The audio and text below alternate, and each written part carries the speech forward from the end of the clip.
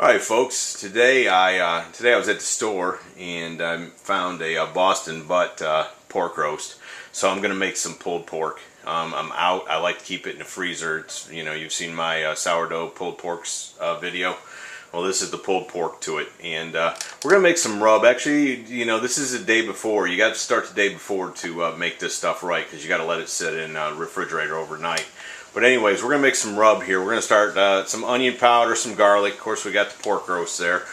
Some paprika, some cayenne pepper, some brown sugar, some cumin seed, black pepper, salt, some Cajun spice, some Jamaica jerk, some chili powder, some mustard seed. And really, to be honest with you, this is just something I throw together. I don't have any recipe. I just start mixing it together. So let me go ahead and get a bowl down, and then we'll go and start seeing what we can come up with as far as a rub and get this thing rubbed down and get it starting to set.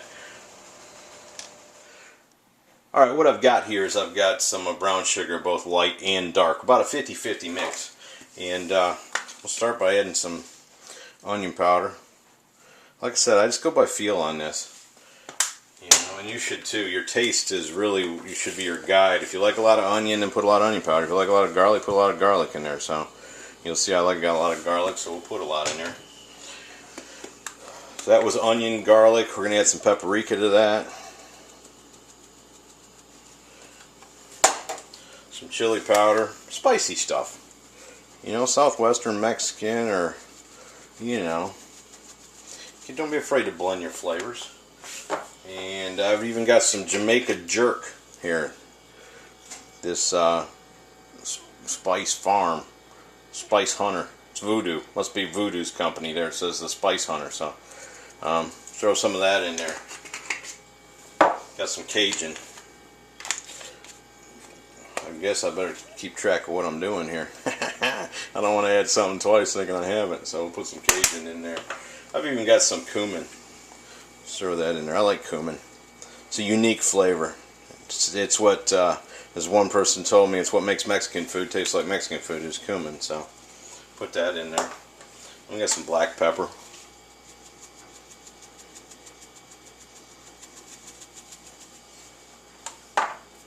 Some salt.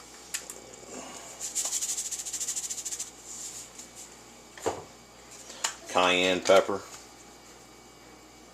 It's a lot of meat it's trying to season, this rub is, so you put plenty of spices in it. And then I'm just going to add some powdered mustard to it. We'll actually use honey and mustard on the pork itself, but we'll use it in the rub too. And then just stir it together. See how it looks. It's a big base of sugar, so with that spicy sugar coating.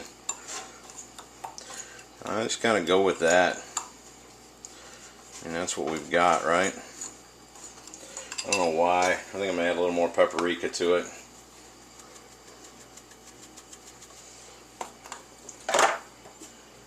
A little more chili powder.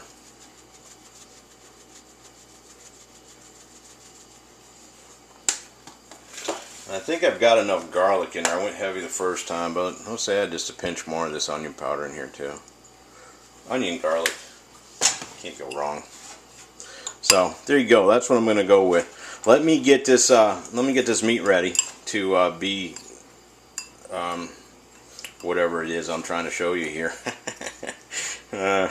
Anyways, when I get back, I'll know what I'm talking about. But anyways, yeah, let me get ready to do this. All right, we got the pork here. The only trick to this is cellophane. You know what I'm talking about? Saran wrap, whatever, cling wrap. Lay you across like that and lay the meat in the center of it before you start any of this. That way it catches all the rub, is the word I was looking for earlier. All the rub, and when we wrap it up and store it, it'll all pull up real nice. But what we're going to do is we're going to coat this thing in honey.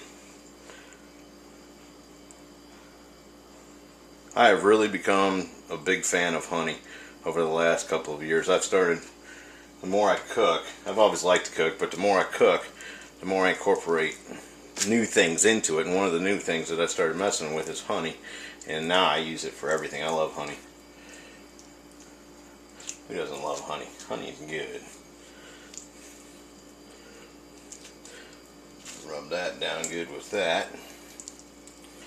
Get that on there. And then we're going to take the mustard, just regular yellow mustard. Put a good coating of mustard on there. Believe it or not, you don't taste either one of these.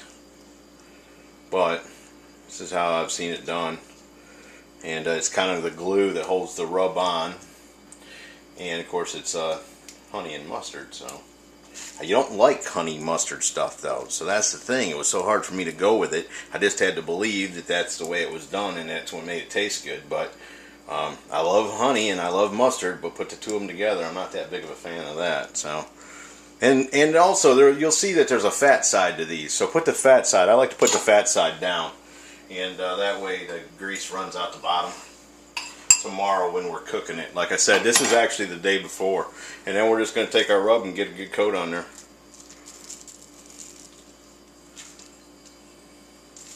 And the other beautiful thing about this is I cook it while I sleep. So it's not hard. Actually, this is the toughest part of it, folks. Actually, when I get this thing wrapped up, once that's done, the rest of this job is a piece of cake. It's a breeze. So let me get this coated up real good. And I don't want to rush, so let me get this coating on here real good, and then I'll bring y'all back. Alright, as you can see, I got that rub on there pretty thick everywhere. The mustard and the honey is starting to absorb it. It'll actually absorb and become a kind of a sugar coating. But now what we want to do is we want to wrap this up. So this is my inside piece of saran wrap, so we'll fold that one over first. Fold this as tight as you can too. You want to pull that rub down on it, and then just pull this end up over here. Pull that one up over there. Look at that. There you go. Now it's going to have some blood to it, so what I like to do is set it in a bowl. Dad's favorite bowl. Sorry about that, Pops. I use it more than to eat out of it. Those bowls come in handy, brother. I know you know, but anyways, I like to set it in a bowl, and what we're going to do is set it in the refrigerator overnight. And then, like I said, tomorrow before I go to bed, probably 11 o'clock or so, I'll bring you all back. We'll unwrap it. Actually, we'll pull it out of the refrigerator a few hours before we're ready to cook and let it come up to room temperature. But when I'm getting ready to put it together to put in the oven, I'll bring you all back, show you how we'll do it, and we'll wrap the thing up while we sleep. Alright, it's just a little bit before midnight, so I'm going to try to keep my voice down. Meg's in bed sleeping, the dogs are sleeping, so I'm going to try not to wake people up getting this ready. But I am ready to go to bed, so I pulled this pork roast out, this pork butt out, and we got it ready. You can see that rub is set on there really nice, so I'm excited. I'm sure this is going to turn out good. So what we want to do now is we want to set a thermometer. You're going to need a meat thermometer. I'm using this one here. It's actually got a little belt clip on it, which is kind of cool when it works. Mine doesn't work, that's the problem. But it lets you go sit at your favorite table or your favorite lazy boy or wherever, and put the thermometer thing right next to you, and it'll tell you you can watch your food get done, watch the temperature go up.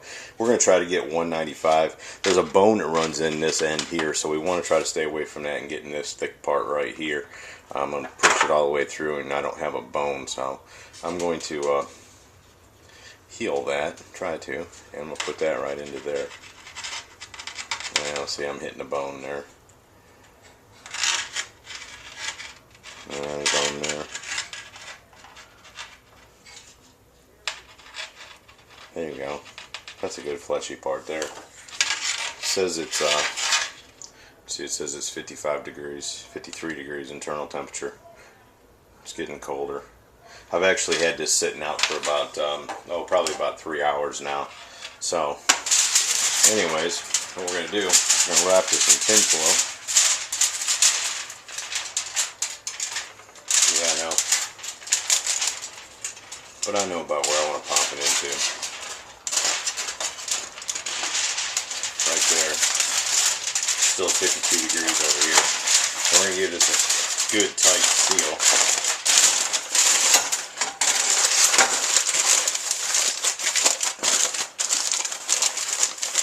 Now you really couldn't see up underneath that wrap I had put some hickory chips, and I put some liquid hickory smoke, the liquid stuff you use for cooking. I just poured it in a pan, and so I have both those working for me, and then the rub.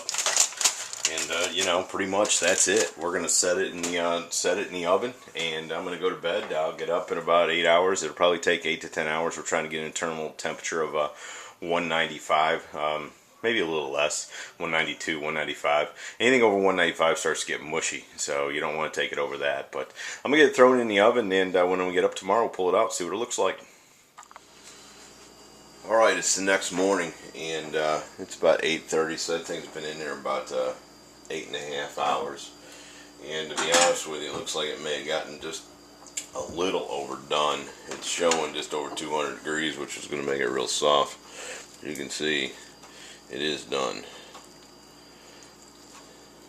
The bone comes right out of there, so we know it's done. And now what I'm going to do is actually I freeze this. You know, I can't eat all that at one time, so I freeze it.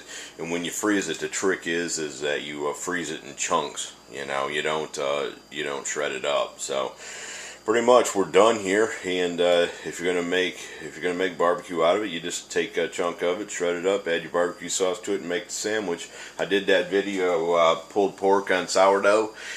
This is the pulled pork. So, folks, I hope you try it. I hope it turns out for you.